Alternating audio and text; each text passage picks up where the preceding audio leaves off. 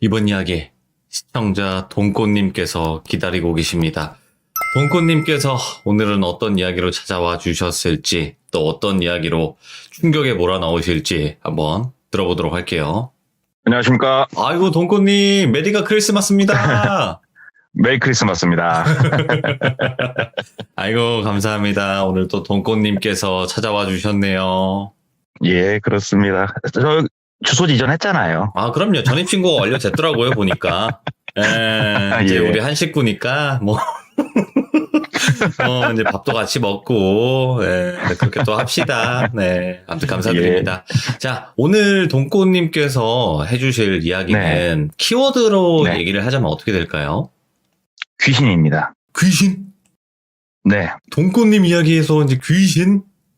네. 오호, 알겠습니다. 그러면 바로 출발을 해보도록 할게요. 렛츠 고!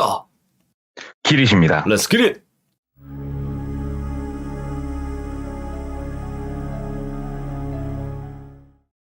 오늘 일단은 키워드를 제가 귀신이라고 말씀을 드렸는데 처녀 귀신도 있을 거고 빙의를 시키는 귀신도 있고 여러 가지 귀신들이 방송에서 많이 나왔는데 네.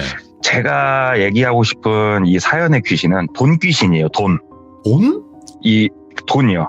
예. 여러 가지 물건에 귀신이 깃들 수도 있지만 사실 이 방송을 들으시는 많은 귀종님들도 이 돈 귀신에 자유롭다고 말할 수 있는 사람은 아마 흔치 않을 거예요. 아, 돈 싫어하는 그래서- 사람 있습니까? 예. 그래서 이 돈 귀신이 사람을 얼마만큼 수렁으로 빠뜨릴 수 있는지 그 사연을 한번 갖고 와봤는데요. 먼저 이 이야기는 저도 알고 있는 사람이긴 한데 친하진 않고 네. 제 후배가 친하게 지내는 지인인데 저한테 해준 얘기고 당사자한테는 방송에 나가서 얘기를 한다고 동의를 구했어요. 그래서 이제 이 친구 얘기를 한번 해보려고 하는데 지금은 이 친구가 나이가 30대 초반이에요. 30대 초반이고 이 일이 있었던 시기는 20대 중후반 때 이 친구가 일을 겪게 됐어요. 이 친구가 자동차 영업을 그때 막 시작을 했어요. 막 네네. 시작을 해가지고 모든 사람들이 마찬가지겠지만 처음에 어느 회사에 입사를 하게 되면 처음은 굉장히 열정적이고 공격적으로 일을 하게 돼요. 이 친구 역시 이 자동차 업계에 들어와가지고 굉장히 처음엔 열심히 일을 했대요. 열심히 일을 하는데 보통은 6개월에서 길면 1년 사이면은 이 사람의 본성이 드러나거든요. 천성. 네.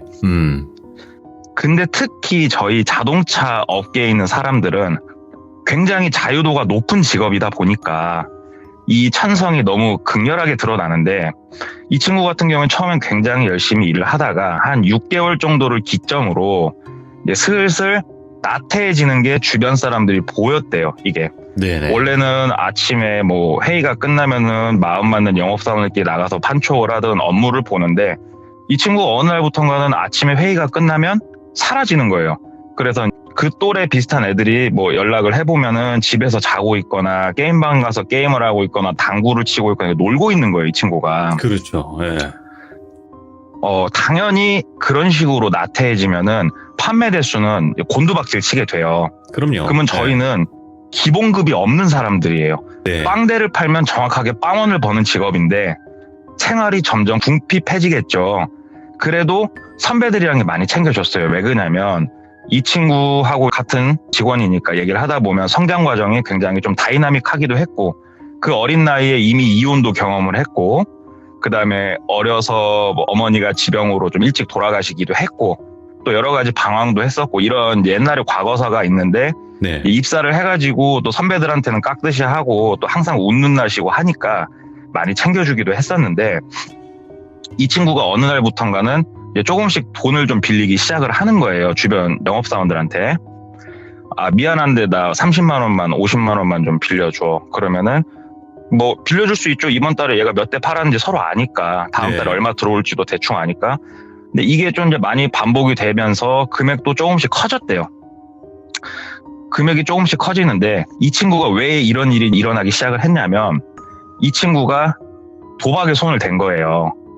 예. 근데 영업사원들이 생각보다 다는 아니지만 일부가 도박을 좀 해요. 다들 네. 즐기면서 하시는 진짜 순수히 그런 분도 있겠지만 우리 영업사원들이 월급날에 들어오는 액수가 사실은 커요. 상당히. 근데 이 큰 금액에서 썬팅샵이나 여러 샵들 결제를 해주고 나면 사실 뭐 그렇게 많이 버는 건 아닌데 네.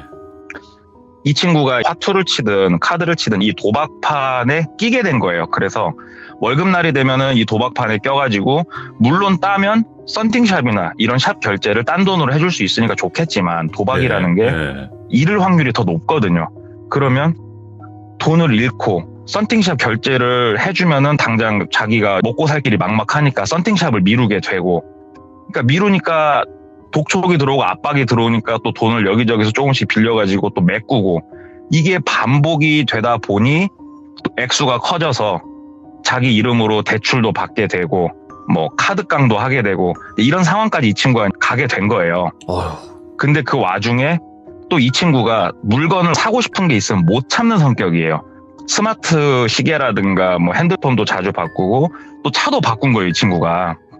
그러니까는 매달 나가는 할부금, 대출, 월납금, 뭐 방세, 이 돈에 사람이 치여서 살게 된 거예요, 이 친구가.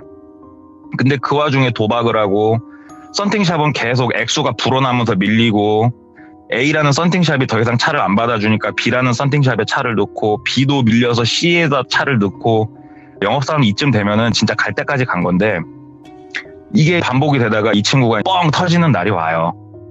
아침에 회의가 끝났는데 세 군데 썬팅샵 사장님이 찾아온 거예요. 아침 이른 시간에. 왜냐하면 우리 신차를 받아준 썬팅샵 사장님들은 얘네들이 몇 시에 출근해서 몇 시에 회의가 끝났는지 대충 다 아시거든요. 찾아와가지고 잠깐 좀 보자. 그래서 세 명이 한쪽으로 데리고 가서 너 언제까지 돈 줄래? 지금 밀린 돈이 얼만 줄 아냐?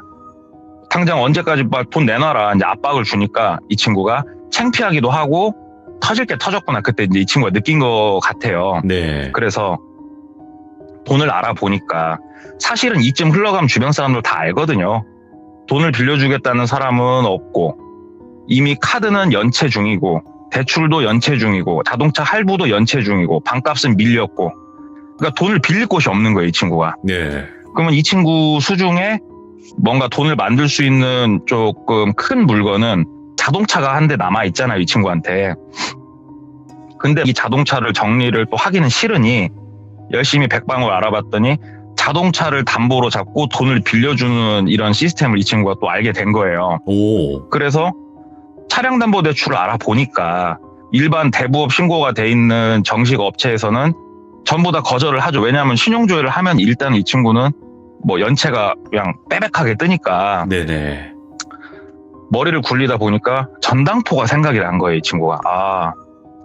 전당포에 가서 차를 담보로 돈을 좀 빌려서 급한 불을 꺼보자. 예. 그래서 이 친구가 뭐 인터넷 검색을 했는지 오다 가다 봤는지 모르겠지만 한 전당포를 갔대요. 가가지고 제 차가 뽑은 지 얼마 안 된 차인데 이거를 담보로 1,000만 원 정도 제가 돈을 빌릴 수가 있겠습니까?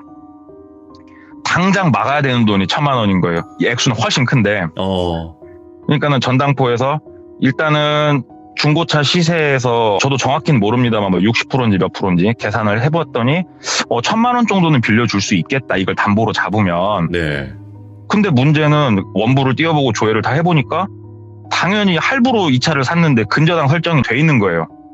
근저당 설정이 돼 있다는 소리는 이 차가 내 이름 앞으로 돼 있어서 이게 내 게 아니에요. 이 할부금을 다 갚기 전까지는. 네. 그러니까 당연히 이제 전당포에서는 이거 근저당 설정이 돼 있는 차는 우리는 못 받아준다. 이건 안 된다 얘기를 하니까 이 친구는 이제 하늘이 노래지는 거예요. 와, 당장 나 이 1,000만 원 만들어갖고 당장 돈을 지금 막 내야 되는데. 그래갖고 전당포 사장 그냥 가랭이를 붙잡고 얘기를 했대요.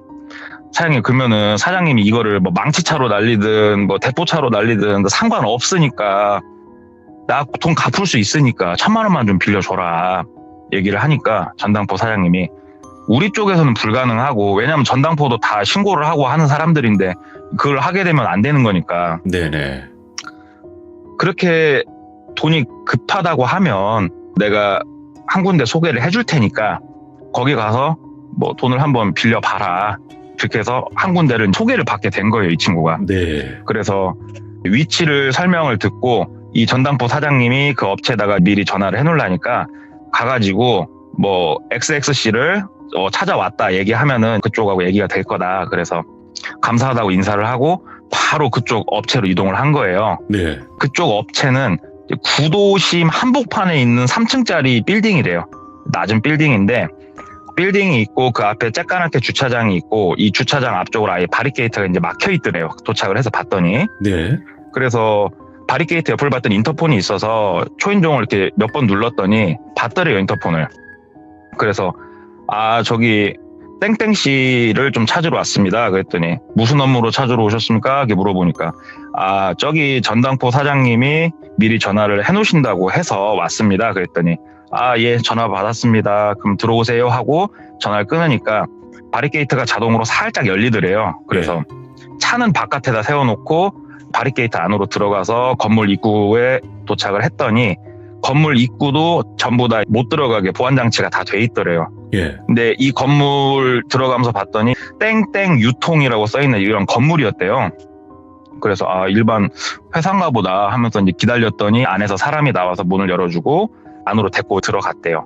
들어가서 1층에 어떤 방에 들어갔더니 작은 방이고 마치 상담실처럼 가운데 탁자가 하나 작은 게 있고 양쪽으로 의자가 놔져 있어서 마주보고 앉아서 얘기를 하는데 전당포 사장님한테 얘기는 들었고 필요하신 자금이 얼마 정도 되냐 그랬더니 1,000만 원 정도 일단 급하게 제가 좀 필요합니다. 그랬더니 그러시면은 일단은 가족관계증명서를 아버지 기준으로 떼시고 우리 선생님 거 초본 떼시고 그 다음에 지금 일하고 계신 곳에 재직증명서 떼시고 그 다음에 지금 주거래은행 그 매달 급여가 꽂히는 통장 6개월치를 은행에 가면 은행 도장이 찍힌 서류를 떼주거든요. 네, 맞아요.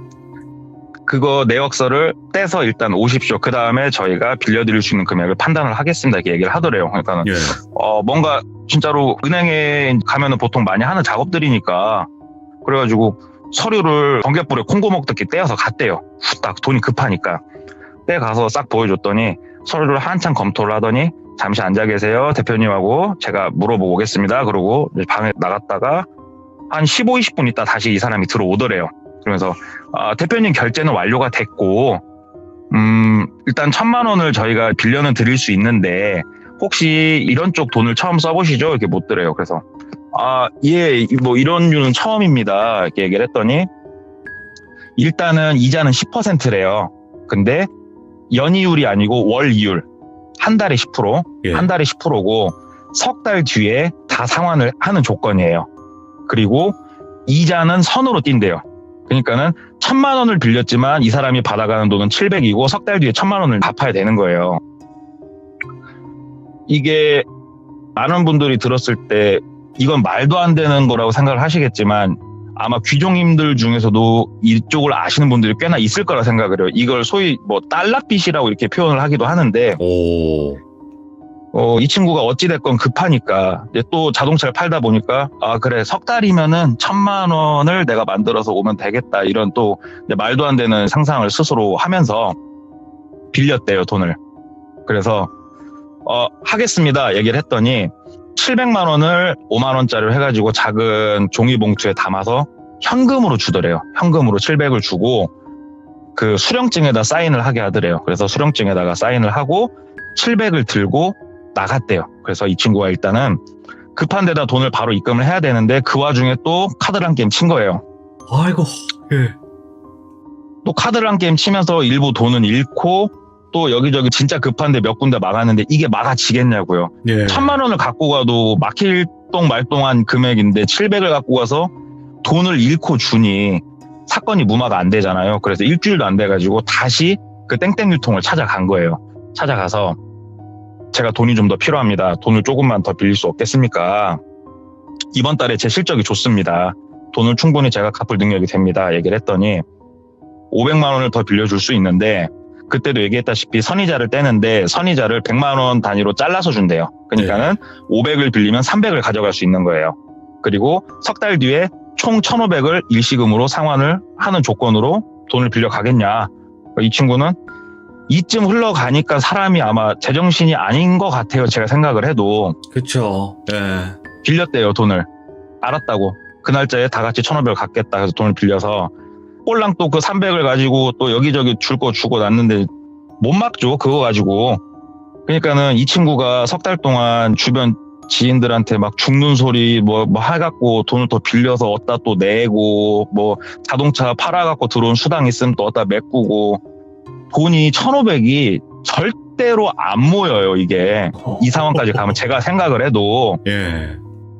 그리고 고객하고 상담을 할 때도 저도 차를 팔고 있지만 제가 마음이 평안하고 제가 영업을 하겠다는 강력한 의지를 갖고 고객을 맞이를 할 때 고객도 그걸 느껴요. 제 이런 깨끗한 기운을. 그래서 믿고 더 계약을 하게 되고 이런 게 분명히 있어요. 근데 이 친구는 저도 이 상황에 이 친구가 있을 때 전 친하진 않았으니까 전시차 가지러 갔을 때 몇 번 봤는데 일단은 사람이 굉장히 어두워요. 낯빛이. 제정신으로 못 살죠. 이게. 그러니까 차는 당연히 안 팔리고 돈은 당연히 준비를 못 했겠죠. 네. 근데 이 친구가 사실은 거기까지 갈 정도의 상황이면은 이제 될 대로 되라요. 이 친구는. 에이 모르겠어 하고 돈을 갚기로 한 날이 다가온 거예요. 이제. 그래서 이제 오늘 1,500을 입금을 해야 되는데 돈이 없잖아요. 에이 모르겠어. 그냥 배째 하고 그날 보냈는데 전화 한 통 안 오더래요. 그래서 네. 버틸 때까지 버텨보자. 또 차 팔면서 어떻게든 빨리 모아보자. 가볍게 생각을 하고 다음날 아침에 출근을 해서 회의 끝나고 커피 마시고 놀고 있는데 남성 3분이 매장으로 찾아온 거예요. 찾아와가지고 땡땡씨를 데리고 갔대요.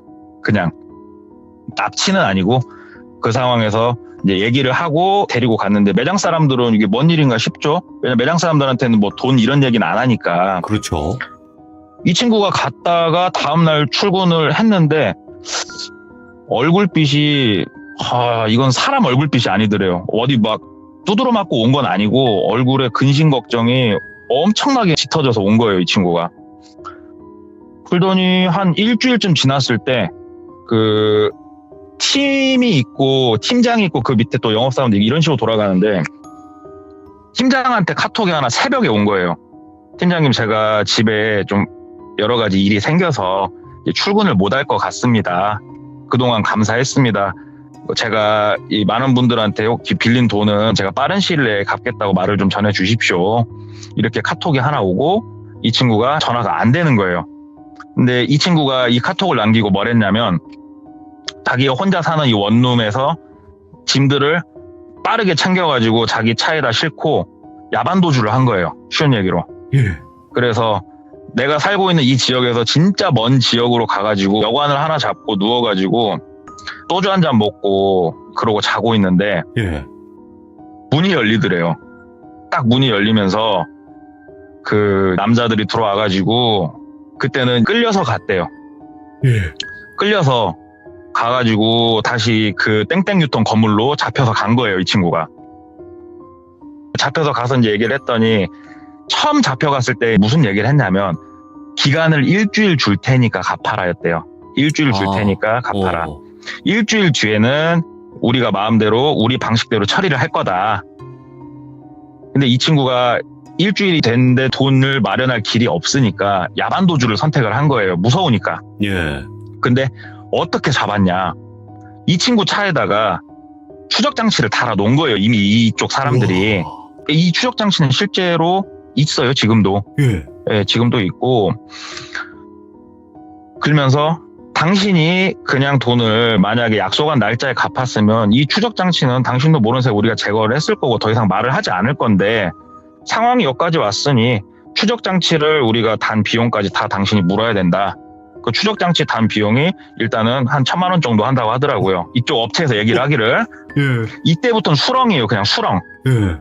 수렁이고 지금부터는 한 달 이자가 30%예요. 지금부터는 한 달 이자가 30%인데 너 어떻게 할 거냐? 돈 갚을 방법이 있냐? 우리가 알아봤더니 아버지 재산이 거의 없던데? 너 이거 어떻게 할 거냐? 우리 방식대로 처리를 할 건데 3가지 우리가 이걸 줄 테니까 골라라. 예. 그 3가지가 뭡니까? 1번, 네 몸으로 갚아라. 무슨 말씀인지 아시죠? 알죠. 네. 2번, 나쁜 약을 우리가 알려준 루트대로 판매를 해라. 아이고. 3번, 너 대신 몸으로 갚을 수 있는 사람을 데리고 와라. 아, 대신. 요 세 가지 보기를 주더래요. 그래서 이 친구가 장고 끝에 3번을 골랐대요. 왜냐면은 1번은 다시 눈을 못 뜰 것 같았고 2번은 이건 너무 조금 해본 적도 없고 무섭다는 생각이 많이 들었는데 3번은 해볼만 했다고 느꼈대요. 그때. 예. 그래서 3번을 어떻게 하면 되냐고 했더니 네 부모든 네 형제든 형제는 없더만 네 친구든 아니면 모르는 사람이든 데려와. 우리가 방법은 알려줄 테니까. 그래가지고 이 친구가 3번을 시행을 하러 나갔어요. 와, 큰일 났다, 진짜. 예. 일단은 술을 많이 드시고 만취하고 으슥한 골목길에 쓰러져 있는 사람도 있을 것이고 여러 가지 그런 이제 범죄죠.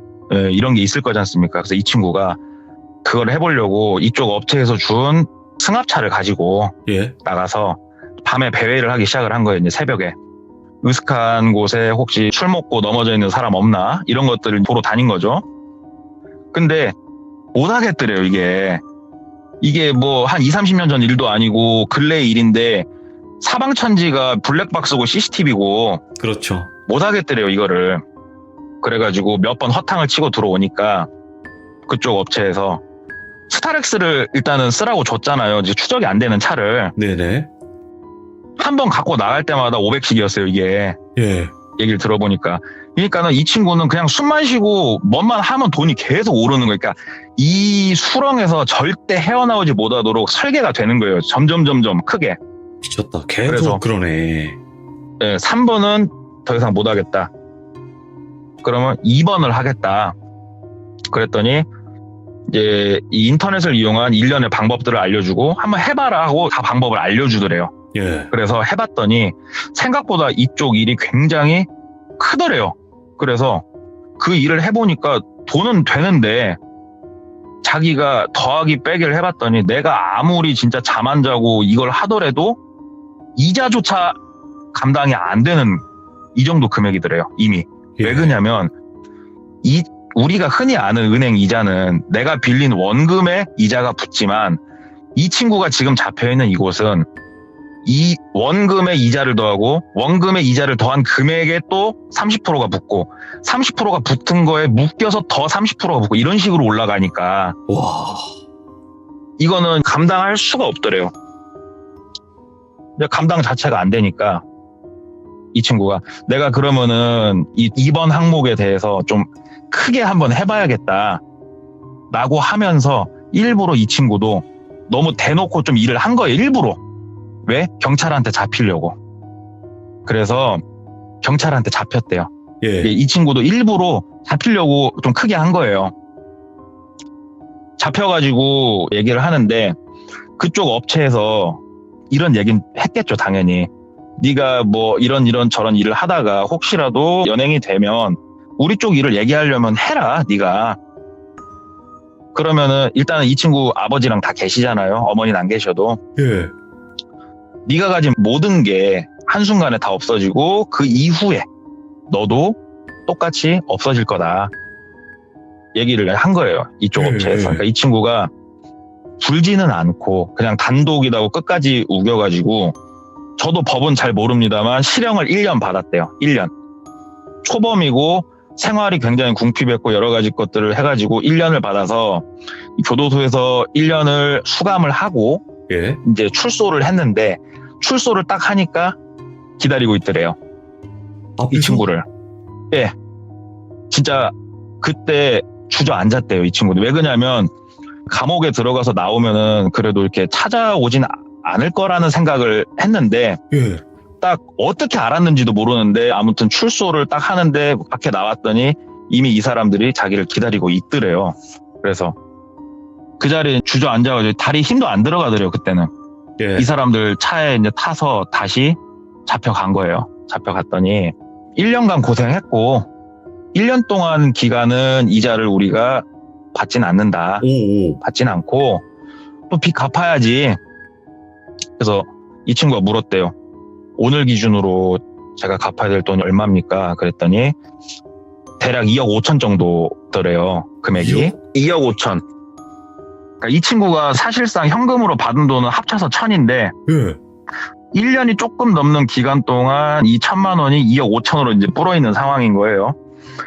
그리고 2억 5천이면은 한 달 이자가 30%니까 이건 감당이 안 되는 거예요, 이제. 예. 이미 이 친구는. 근데 이 친구가 왜 물어봤냐면, 자, 오늘 기준으로 얼마입니까? 2억 5천이다. 그러면 제가 오늘 2억 5천을 내면 저는 자유가 되는 겁니까? 당연히 자유가 된다. 전화 한 통만 씁시다. 전화를 아버지한테 했대요. 예. 아버지, 2억 5천만 원이랍니다. 왜 이 일이 이렇게 흘러갔냐면, 교도소에서 수감 생활을 할 때 아버지한테 얘기를 했대요. 아버지한테는. 예. 아버지, 제가 살다 보니까 이러저러 해가지고 여기까지 흘러왔습니다. 제가 그래서 교도소에 있습니다.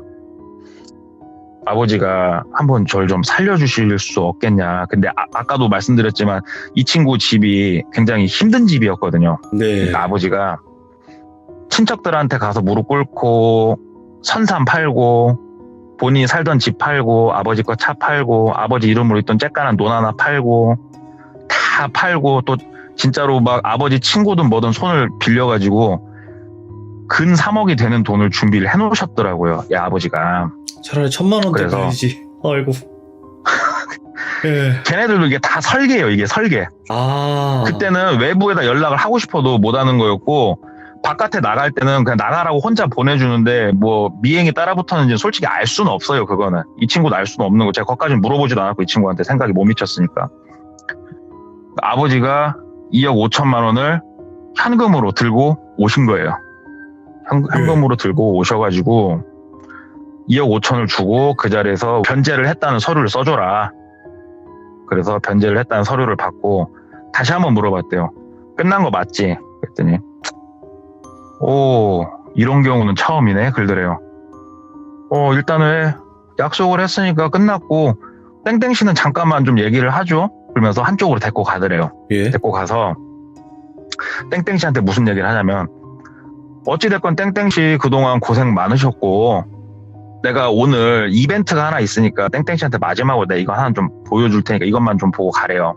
그래서 땡땡 씨가 알았다고 따라갔대요. 그랬더니 그 건물 지하로 내려갔대요. 예. 그리고 옆에는 지하로 내려갈 수 있는 도로가 돼 있고 주차장 옆으로 지하에 아까 말씀드렸던 1번 항목 행위를 할 수 있는 시설이 다 갖춰져 있더래요. 뭐야. 예. 근데 이 1번 항목을 행위를 할 때 이게 아무 때나 할 수 있는 건 아니거든요. 왜 그러냐면은 예. 1번 행위를 해서 이제 사람 몸 밖으로 나온 그거에 뭐 계속 버틸 수 있는 건 아니잖아요. 굉장히 짧은 시간밖에 못 나와 있는 거잖아요. 예. 그러니까는 다른 쪽하고 컨펌이 되면은 그 날짜에 맞춰서 1번 항목을 시행을 하게 되는 건데 1번 항목 시행하는 거를 옆에 세워서 보여주더래요. 예. 보여주고 다시 한쪽으로 데리고 가서 실제로 네가 데리고 오면은 이렇게 작업도 다 할 수 있고 너한테 커미션을 줄 수 있다. 그러니까는 어디 가가지고 혹시라도 일이 있으면 데리고 와라. 너 큰 돈 벌 수 있다. 그리고 급전이 필요한 사람이 있으면 소개를 해라. 처음에 이 사람한테 선의자 띄는 거에서 너한테 20%는 현금으로 그 자리에서 바로 지급을 해주겠다. 우와. 나가서 사람들이 있으면 데려오고 이 일이 네가 가운데서 브로커로서 움직이면 큰 돈을 만들 수 있는 시장이다. 어차피 넌 이 일을 겪지 않았냐. 일단 나가는 건 축하하고 나가서 다른 거 할 일 없으면 이쪽 일 해보는 것도 괜찮다. 그리고 나가서 네가 뭐 신고를 할 것 같았으면 진작에 했겠지만 혹시라도 그런 마음을 가지면은 아까 봤던 1번 항목 시행 장면을 잘 생각해봐라. 축하하고 나가봐. 그래가지고 아버지랑 그 건물에서 이제 나온 거예요. 예. 그 건물에서 나와가지고 이 친구가 아버지한테 감사하다고 인사를 하고 지금은 PC, 컴퓨터를 이제 정비를 하는 일을 하고 있어요. 그 일을 예. 배우고 자기 이름으로 이제 가게도 열라고 열심히 하고 있는데 얘기를 듣다 보니까 제 지인을 통해서 네. 느낀 게 뭐냐면은 돈이라는 게 사람을 미치게 만드는 걸 이 친구는 많이 느꼈대요. 처음에는 되게 작은 건데 작은 거에서 점점 커지는데 카드라든가 처음엔 은행 대출이라든가 우리가 알고 있는 이 바깥 세상은 이 하나의 종이장 같은 경계면을 두고 돈귀신이 좋은 모습을 보여주는 세상이래요. 이 바깥쪽은. 예. 그리고 이 돈귀신들이 끊임없이 사람을 밑으로 끌어당긴대요.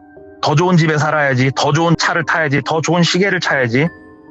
그래서 나를 주체하지 못하는 순간, 이 종이장을 뚫고 밑으로 내려가는 순간 올라오기란 거의 불가능한 상황을 만든다고, 이 친구는. 그래서 그거를 겪었다가 나온 케이스더라고요. 야, 그래서 좀 시시할 수도 있죠. 왜냐면은 이쪽 일에 대해서 달러빚이라는 것을 아시는 분들도 많을 거고, 뭐 뻔한 얘기를 나와가지고 뭐 무섭다고 하냐 이렇게 생각하시는 분들도 있을지 모르겠지만, 실제로 주변에서 진짜로 일어나고 있는 일이고, 또 그 친구 겪은 거를 또 들었을 때 저도 많이, 진짜 실제로 이렇게까지 가는구나라는 걸 들어가지고 좀 이제 시시하게 느껴지시겠지만 한번 얘기를 해봤습니다. 처음에는 귀신이라고 하셨길래 이게 뭔가 귀신의 이야기일까 했는데 돈을 예. 귀신이라고 표현을 하셨구나, 그냥.